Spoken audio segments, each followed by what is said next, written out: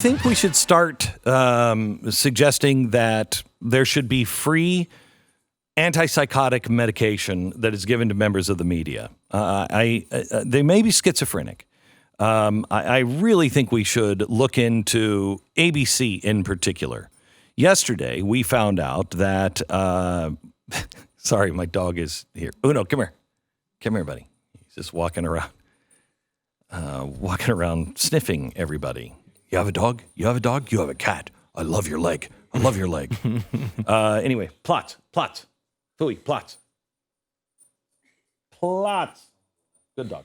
Good boy.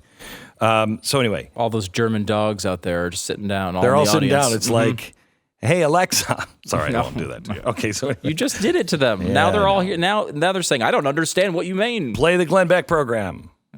There you go. We should just do that and just add streams to our feed every We should. day. Hey, Alexa, play the Glenn Beck program. Hey, Google, play the Glenn Beck program. It's our new That'll scam. teach you. All right. What were we talking about? Oh, yeah. ABC being schizophrenic. So yesterday we find out that ABC, they'll throw Brett Kavanaugh under the bus with the sketchiest of information. Okay. Stuff that is absolute. They'll put the crumb bum lawyer on. What was his name that, was eventually disgraced? Michael Avenatti. Michael Avenatti. They'll put Michael Avenatti on. Day after day after day after Right, day. about Kavanaugh. But they have very high standards when it comes to a convicted pedophile, Jeffrey Epstein. Yeah. I mean, we all know. I mean, he was already convicted of soliciting a child prostitute. Right. It's not like he went to prison. Yeah, it's not like you're making Kind of. this, it's like, hey, Charlie Manson is convincing some other people to kill. And then You don't stand around and go, well, now, whoa. Charlie Manson is a good guy. Really? You're thinking that he's convinced?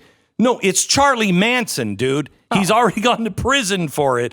We know he does this. Maybe we should look into some more stuff. And the whole Me Too era is littered with accusations without evidence that these people have printed. Correct. Over and over and over again. We talked about this, I think, when it happened. The New York Times, just a couple weeks ago, ran an op-ed from a woman accusing Harvey Weinstein of rape. Now, look, do I think Harvey Weinstein raped everyone he came across? Yes, I do, frankly. I just think that that's all he did. He woke up in the morning, he raped a few people, he went back to bed. That was kind of his day. Right. That's what I think. However, that's a terrible standard for a news organization. When did we start printing accusations of major crimes as opinion pieces? When the hell did that start? Opinion pieces? What do you mean? It's your opinion you were raped? If this is an accusation and you have evidence to support it and it went through your strict journalistic standards, then print it as a news story, not as an opinion piece. And we're seeing this with, somehow they all were looking around and found their journalism when Jeffrey Epstein was the guy being talked about. Right. They couldn't find it on any of these other people. Correct. But man, it was just pouring all over them as they described Jeffrey Epstein. They couldn't tell any stories about this guy. So yesterday, and I was about to say I'm not a doctor, but I actually am. You are. So I can say this. Yesterday, I was thinking as I was wearing my white doctor coat, ABC may be schizophrenic. And I thought, no. Let's not be hasty. It's only one session. Let's get him on the couch another day. So today I put him on the couch. And today they're talking about how whistleblowers must be protected. You got to protect the whistleblower. You're going to have harm come to this guy's family. He could lose his job. Whistleblowers will be afraid to come out and say anything if you go out and reveal the name of whistleblowers. And anybody who names a whistleblower, they're bad people. Well, yesterday we found out, through a whistleblower that ABC was not releasing all the information they had on Epstein for some journalistic reason. Well, what did they do? Well, they found out who that whistleblower was. They found out who took that tape of that anchor admitting that on camera during a break, And they tracked out who was on the board at that time. When did that happen? Who had access to that tape? And they found out the name of the whistleblower. And they found out that that whistleblower left ABC's employ. And so they called the new employer, CBS, where this whistleblower was working on the CBS morning show. And ABC said, hey, I just want you to know, you got the whistleblower in your place. You might want to be careful. And so CBS fired him. Now, because luckily CBS, ABC have had no issues with in the Me Too era. Everything's been fine. Oh yeah, totally fine. Yeah. And so they are totally on high ground, accusing everyone else of doing this because that's what they do. I mean, they got rid of Charlie Rose because so why would you hire somebody who is exposing that another network was tolerating a pedophile? You got to get that guy out of the way, right? Don't you? Right away. It really is incredible. The fact that they just come out and act all high and mighty on this stuff with the history that they have is really surprising. I mean, I remember when we talked about people like Anthony Weiner, who would come out and they'd be like, look, I saw those pictures and I wish that was me. I mean, did you see the body on that guy? And then it's him. And you're like, wow, That is a really twisted press conference that we just saw.